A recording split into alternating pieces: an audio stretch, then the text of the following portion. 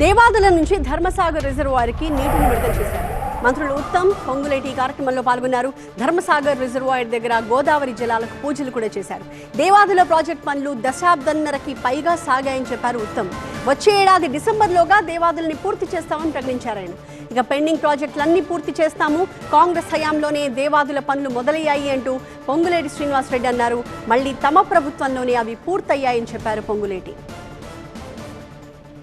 రైతులకి మేలు చేయాలని నీటిపారుదల శాఖ మంత్రి వర్యులు ఉత్తమ్ కుమార్ రెడ్డి గారు ఆ శాఖకు సంబంధించిన అధికారులందరినీ పరుగు పెట్టించి అనేక ఆటంకులు టెక్నికల్గా ఇబ్బంది వచ్చినా వాటన్నిటినీ అధిగమించి ఈరోజు సక్సెస్ఫుల్గా ఒక మోటార్ని రన్నింగ్ తేగలిగాం.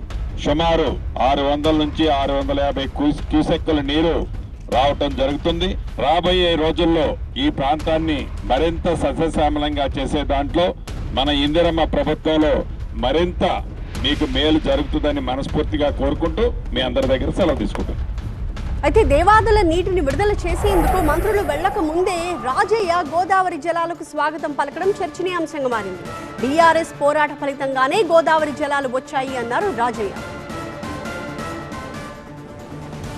గణపురం నియోజకవర్గానికి కడియం శ్రీ అనేవాడు కసికడు నీళ్లు కూడా ఇవ్వలేదు. ఇది చరిత్ర. ఏదో చెప్పి నేనే మొత్తం దేవాలయాలకు ఏదో చేసిరని మాట్లాడడం సిగ్గుచేటు.